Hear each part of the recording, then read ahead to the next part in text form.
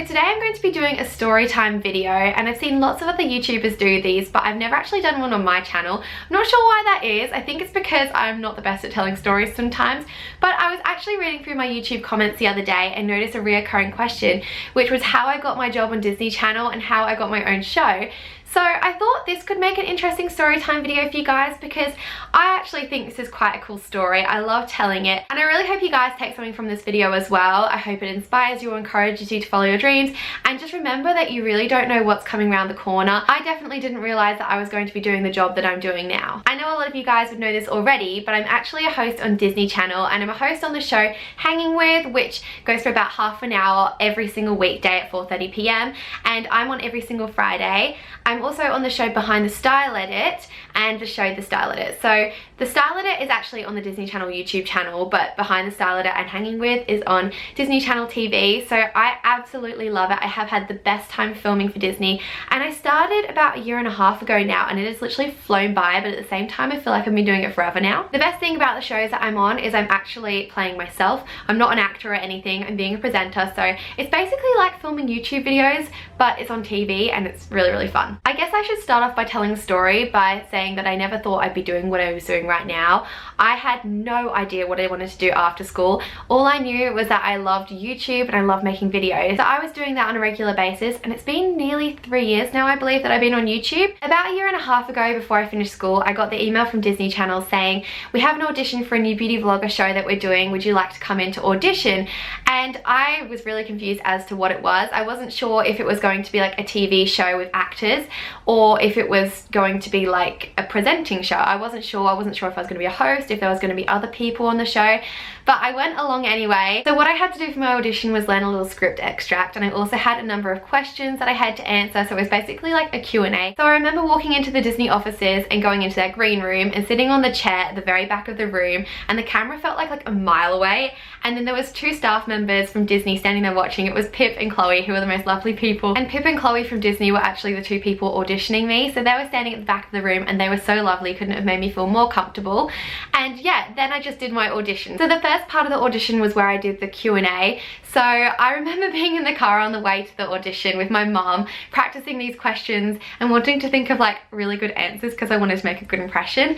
And yeah, I was so nervous. I do remember some of the questions though. I remember one of them was, how would you describe your fashion? I think I said something like beachy, comfortable, and neutral, or did I say white or something, because I wear a lot of white, as you guys can see. And another question was, if you could have a birthday party, what would it be?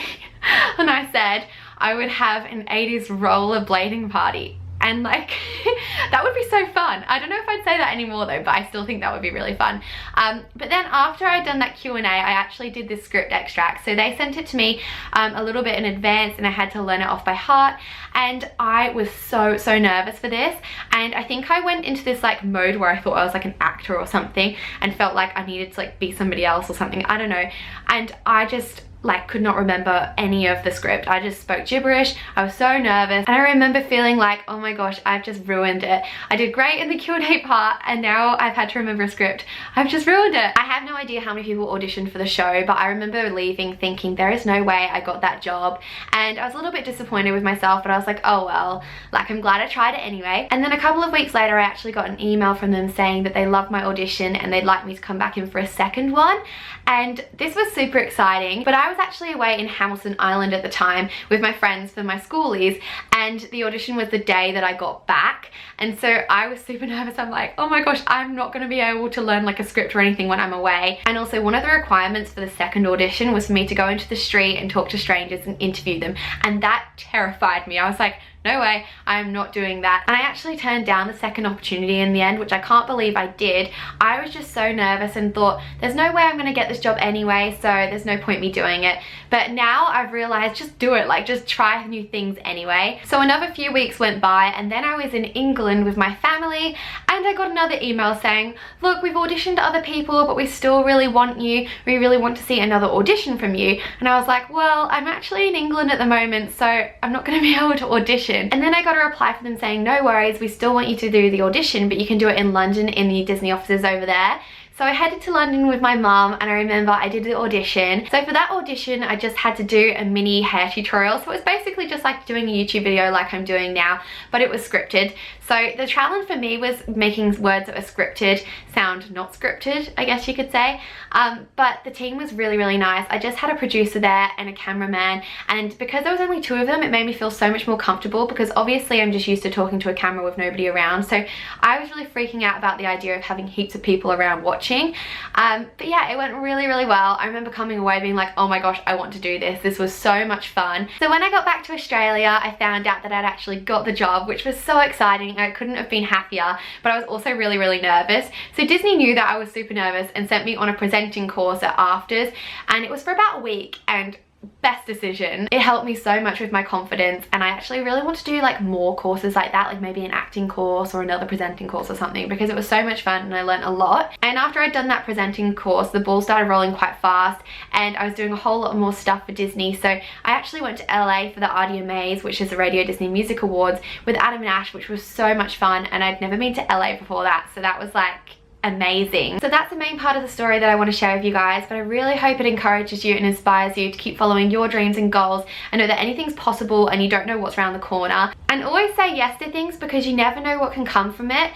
The worst thing that can happen is that you don't really do so great, but you learn something. You may learn what you don't like, or you may learn that you're really great at something. So I really encourage you guys to say yes to things, because you never know where it could take you. I also wanted to say in this video, and it might sound a little bit cheesy to you guys, but working for Disney Channel actually means quite a bit to me. So growing up, I did singing lessons, and it was quite funny because I actually quit singing lessons because we did too many Disney songs. So I feel like that's kind of ironic. And also something that I used to do when growing up was go and see the Disney on Ice shows, which was one of my favorite things ever, and I have such great memories of it. And I used to go with my nan, who has actually passed away. So it's a really nice memory that I have with her, and I just feel like it's kind of her looking down on me in a way, and I don't know, I feel like she'd be really proud because she loved Disney as well.